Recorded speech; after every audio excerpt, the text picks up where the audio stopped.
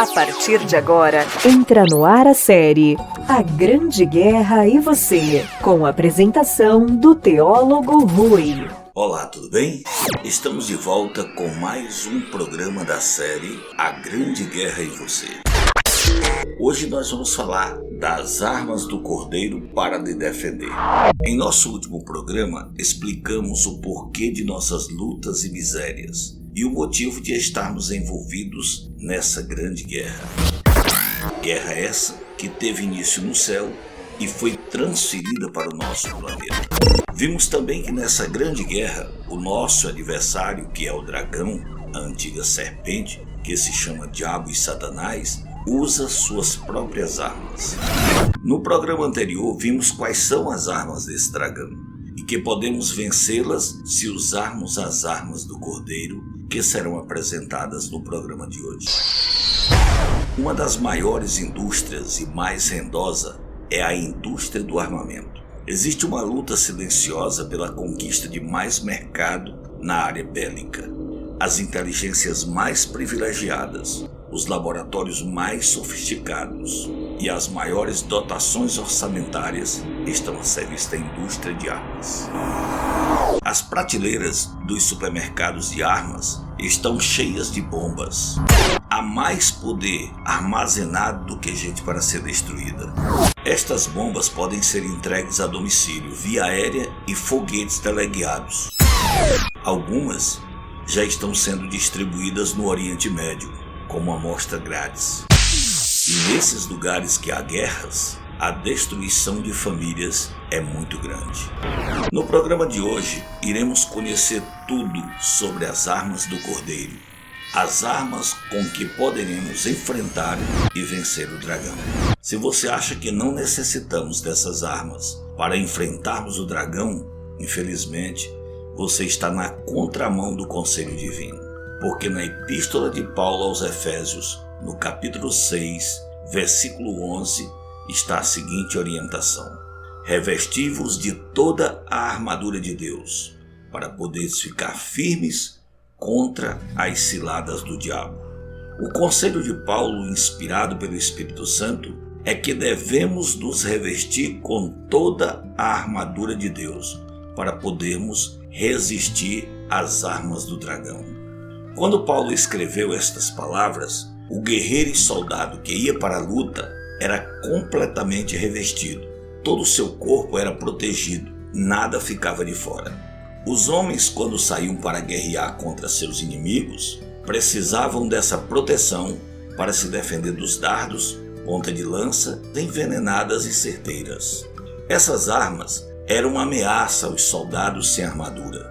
E por nos comparar a um soldado na batalha contra um grande inimigo, é que o apóstolo Paulo menciona aparatos de um guerreiro em combate.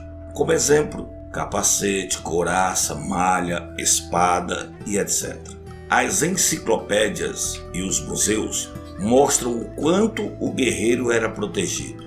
A história nos lembra do vacilo de um dos maiores guerreiros da antiga Grécia, Aquiles. Ele se cobria todo para enfrentar em combate os seus adversários, mas se descuidou e se esqueceu de cobrir o calcanhar.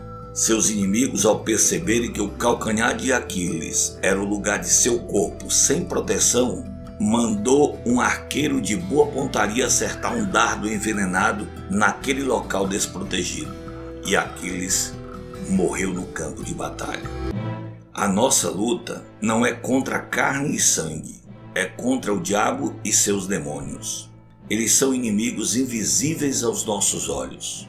Suas armas são astúcia, engano, mentira e perseguição. Tenha muito cuidado para não deixar um lugar descoberto, pois ali o inimigo pode acertar um dardo envenenado. Em sua concepção, quais serão as armas do Cordeiro que devemos utilizar no combate a esses tão perigosos adversários? A resposta está na segunda Epístola aos Coríntios, no capítulo 10, versículo 4, que diz o seguinte: as armas com as quais lutamos não são humanas, pelo contrário, são poderosas em Deus para destruir fortalezas. Essa passagem bíblica nos deixa bem claro que as armas que usamos para derrotar o dragão não são físicas ou carnais, são armas espirituais e poderosas em Deus. Armas capazes de destruir as fortalezas do dragão e seus demônios. Você tem alguma noção de qual é a primeira arma do Cordeiro? O Evangelho do Apóstolo João, no capítulo 3, versículo 16, nos mostra essa poderosa arma. Lá diz o seguinte: Deus amou o mundo de tal maneira que deu seu Filho unigênito, para que todo que nele crê não pereça, mas tenha a vida eterna. A afirmação do apóstolo de Jesus Cristo é que a primeira arma do Cordeiro é o amor. Deus amou e ama este mundo. Ele enviou seu Filho a este mundo movido pelo amor. Esse amor é sem qualificativos. Amou de tal maneira a profundidade, a largura, o comprimento e a altura do amor divino por nós, por todos nós, são inatingíveis. Somos incapazes de medi-lo. O apóstolo Paulo também fala desse amor ao escrever aos Romanos, no capítulo 5, versículo 8. Mas Deus prova o seu próprio amor para conosco pelo fato de ter Cristo morrido por nós, sendo nós ainda pecadores. Esse grande missionário do primeiro século, escrevendo sobre a magnitude e a grandeza do amor, declarou: o amor tudo sofre, o amor tudo suporta, o amor jamais acaba. Deus nos atrai através da doçura do seu amor. O profeta e escritor bíblico Jeremias, em seu livro no capítulo 31, no versículo 3, declara um pensamento divino sobre essa arma do Cordeiro. Ele diz: com amor eterno te amei, com amorável benignidade te atraí. Deus é amor. A Bíblia não diz que Deus tem amor, pois você pode ter e deixar de ter amor. Mas com Deus não acontece assim e nem poderia acontecer. Mas você me pergunta, por quê? Porque Ele é amor. Ele não pode fazer outra coisa que não seja amar. Todos os seres criados no céu, no universo e na terra sabiam e sabem que Deus era, é e sempre será amor. Esse amor é demonstrado através de tudo que Ele criou e mantém. O desabrochar de uma rosa, o cantar de um pássaro, uma noite estrelada, o sol, o ar, tudo revela que Deus é amor. Infelizmente, os seres humanos criados por esse Deus não sabem da consistência do amor do Criador. Não sabem até onde Deus pode ir para demonstrar que ama suas criaturas. Quando o casal do Éden pecou e se afastou de Deus, atraído pela astúcia, o engano, a mentira e a perseguição do dragão, Deus mostrou ao universo a face de seu caráter, um amor eterno, superior a tudo. O primeiro casal, após cometer o pecado, deveria morrer, pois a Bíblia deixa claro que o salário do pecado é a morte. Em expectativa, os seres do céu e do universo aguardavam um pronunciamento divino, o veredito do Criador. O dragão, que se chama Diabo e Satanás, se esbaldava de alegria, aguardando o momento de se declarar vencedor. Pois o inimigo das almas achava que qualquer que fosse a sentença proferida por Deus ao pecado de Adão e Eva, ele, o dragão, sairia vencedor. Se o casal desobediente fosse condenado à morte, Satanás repetiria a acusação de que Deus é ditador e intolerante. Se Deus não os matasse, o dragão acusaria o Criador de faltar com a palavra. Diria que Deus é mentiroso e imparcial. A acusação do dragão seria a seguinte: a mim ele expulsa do céu, a Adão e Eva ele não castiga. Deus então revela o quanto ele é capaz de amar. Ele nem matou, nem faltou com a verdade. Deus tornou-se homem e tomou a natureza humana, viveu a vida de homem, mas uma vida de obediência e santa, e morreu para salvar este mundo, incluindo Adão e Eva. Esta é a mais poderosa arma da grande guerra, o amor. Ao dar sua vida por nós naquela rude cruz, Jesus Cristo derramou sobre a terra um grande dilúvio de amor contra um dilúvio de ódio, crimes, drogas, violências, pestes, fome e etc. O que você acha? Devemos possuir este amor? Você quer ter a poderosa arma do amor? Como adquirir essa poderosa arma contra o dragão? De Deus, é claro. Ele é a fonte do amor. Só Ele pode dar-nos tal arma. Deus derramará em nosso coração este amor. Ele não diz que colocará algumas gotas. Deus promete derramar uma cascata, uma cachoeira de amor em nossa vida. Basta aceitarmos. Por isso, devemos amá-lo com todo o nosso amor, pois o Senhor nos amou a um alto preço e não podemos amá-lo a um preço baixo. Um certo escritor disse que na nossa vida só há duas soluções: amar a si próprio até o esquecimento total dos outros, ou amar os outros até o esquecimento total de si próprio. A segunda arma do Cordeiro também é muito importante. No livro de Lamentações, no capítulo 3, nos versos 22 e 23, Jeremias descreve perfeitamente esta tão precisa arma. Ele diz: as misericórdias do Senhor são a causa de não sermos consumidos, porque as suas misericórdias não têm fim. Renovam-se a cada manhã. Grande é a tua fidelidade. O que você entende por misericórdia? Misericórdia é tratar alguém melhor do que ela merece. Não merecíamos nada a não ser a morte, mas Deus teve misericórdia de nós. E este gesto divino renova-se a cada momento. Quando alguém tinha por costume praticar roubos e assaltos, mas ao mudar de vida precisa de apoio, só que ninguém o apoia por recordar o seu passado. Ou quando alguém lhe fez o mal antes e agora precisa de você, mas você não o ajuda, isso é misericórdia? Claro que não. Isso não é misericórdia. Você crê que é assim que Deus nos trata? Claro que não. Deus é diferente. Não tem fim a sua misericórdia. O livro de Mateus, no capítulo 5, versículo 45, nos informa que Deus faz nascer o sol sobre os maus e bons e faz cair chuva sobre justos e injustos. Mateus deixa bem claro que a misericórdia é uma atitude de benevolência da parte do nosso Criador para com todos os habitantes desse planeta. Deus elegeu o caminho da misericórdia para tratar com o ser humano. A misericórdia divina é a resposta de Deus para a rebelião humana e é uma poderosa arma para nos defender das armas do dragão. A terceira arma do Cordeiro é a bondade ou a benignidade de Deus.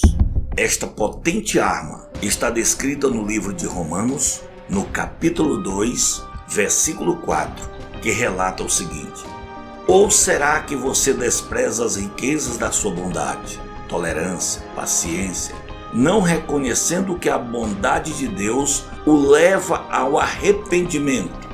Ao contemplar da bondade de Deus, do amor de Deus, da misericórdia de Deus, o ser humano é levado ao arrependimento dos seus erros e faltas. A quarta arma do Cordeiro é a espada do Espírito, a palavra de Deus. Na carta aos Hebreus, no capítulo 4, versículo 12, nos é esclarecido o seguinte: pois a palavra de Deus é viva e eficaz, e mais afiada que qualquer espada de dois gumes. Ela penetra ao ponto de dividir alma e espírito, juntas e medulas, e julga os pensamentos e intenções do coração. O escritor da carta aos Hebreus deixa claro que a palavra de Deus é viva e eficaz, comunica a vida e nos traz vida. Certa vez disse Jesus: minhas palavras são espírito de vida. Não quereis vir a mim para terdes a vida? O apóstolo Pedro declarou: tu tens a palavra da vida eterna. A palavra de Deus é penetrante na alma como uma espada de dois gumes. Tanto o Velho quanto o Novo Testamento afirmam que ela é afiada, porque penetra em nossa vida, em nossa mente, em nosso coração e no mais profundo do nosso ser. A palavra de Deus, quando penetra em nosso ser, nos transforma, santifica e prepara-nos para toda e boa obra. Apenas os que forem diligentes estudantes das Escrituras e receberem o amor da verdade estarão em um abrigo verdadeiro e poderoso. Ao estudar e praticar os ensinos das Escrituras Sagradas, você estará livre dos enganos que estão dominando este mundo. A quinta arma do Cordeiro é revelada no livro de Efésios, capítulo 6 e versículo 18, que diz: com todo o coração e súplica, orando em todo tempo no Espírito, e para isso vigiando com toda perseverança e súplica por todos os santos. A oração é uma grande e poderosa arma do Cordeiro. O cristão deve orar todo o tempo, porque o dragão, a antiga serpente, que se chama Diabo e Satanás, ataca os cristãos todo o tempo, não dá trégua. Vigiai e orai para não cairdes em tentação. Foi o que disse Jesus Cristo. Ore todo dia e toda hora, porque o nosso grande inimigo, nessa grande guerra, nos ataca a todo instante. Para estar de pé diante deste inimigo, é preciso estar de joelhos diante de Deus. O homem, a mulher, a criança, o adolescente ou o jovem que não se curva diante de Deus pelo amor, se curva diante do dragão pela dor.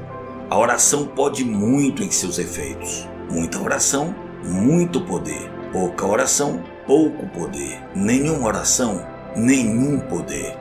Você tem orado pelo menos uma vez por dia? Se sim, meus parabéns. Se não, faça da oração um hábito de hoje em diante.